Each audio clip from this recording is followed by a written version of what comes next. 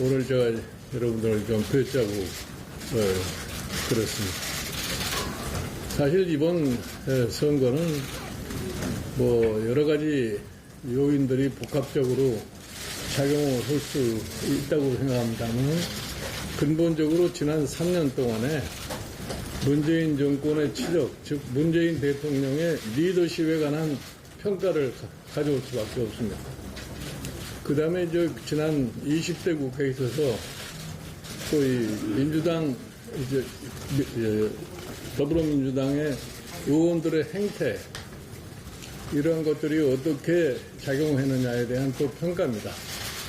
즉, 지난 20대 국회를 볼 것 같으면은 여당은 맹목적으로 거수기 역할만 하는 그러한 정당이라고 하는 것을 국민의 뇌리 속에 심어주지 않았나 이렇게 생각합니다.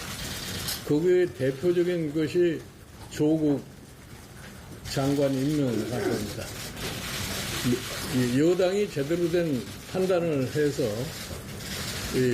대통령과 협의를 했을 것 같으면 그와 같은 사태가 좀 일어나지 않으려고 봅니다. 그 사태로 인해서 지금 문재인 대통령의 리더십에 관하여 아주 엄청난 상처를 입지 않았나 생각합니다. 여러분들이 그동안 사태에서 보시는 것처럼 이 대통령이 검찰총장을 임명을 하고 그 검찰총장을 임명하면서 굉장히 윤석열 총장에 대한 찬양을 했습니다. 그러고 나서 조국이라는 사람을 법무장관으로 임명하는 과정 속에서 문제가 발생하니까 그 문제를 발생한 걸 알면서도 장관에 임명하게 됐어요. 여기서 여당의 역할이라는 게 아무것도 없었습니다.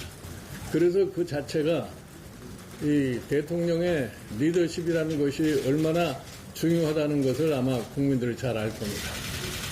그러고서 이 검찰의 인사를 보면은 윤석열을 임명할 때는 어떤 생각에서 임명했고, 그 다음에 조국 사태를 지내면서 윤석열의 검찰 체제를 와해시키는 이건 또 왜 그렇게 했고, 이러한 것을 놓고 봤을 적에 과연 지난 3년 동안에 문재인 정부라는 것이 어떠한 정부라는 걸 잘 압니다.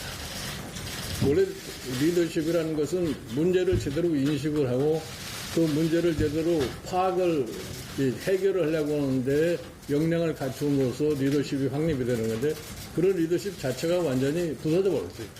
특히 최근에 벌어지고 있는 이 코로나 바이러스 사태로 인해서 과연 대통령의 리더십이 작동하는지 안 작동하는지 이해가 되지가 않습니다. 왜 그런 말씀을 드리냐면은 지금 사실 사태가 굉장히 엄중한 사태입니다.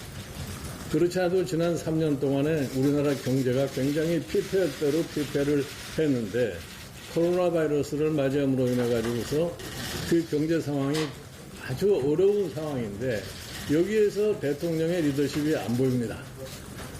제가 지난 10여일 전에 미래통합당의 이 선거대책위원장으로 취임을 하면서 제가 안을 제시를 했어요. 정부의 예산의 20%를 재조정을 해가지고 긴급 자금으로 이 경제의 어려움을 극복하는데 좀 정부가 조치를 취해라. 그러니까 그 조치를 취할 수 있는 가장 신속한 방법이 대통령의 긴급명령권인데 그거를 전혀 몰라서 안 하는 건지 하기 싫어서 안 하는 건지 지금 아직까지도 지금 결단을 못 내리고 있습니다. 그러니까 여당 자체 내에서 긴급명령권이 발동이 돼야 된다고 얘기하는 사람도 있고 또 그 안에서 또 그거 해서는 안 된다는 이렇게 우왕좌왕하는 모습을 보이는데 대통령 긴급명령이라는 것은 외부의 누구도 거기에 대해서 관여할 수 없고 대통령 스스로가 판단해서 내릴 수밖에 없습니다.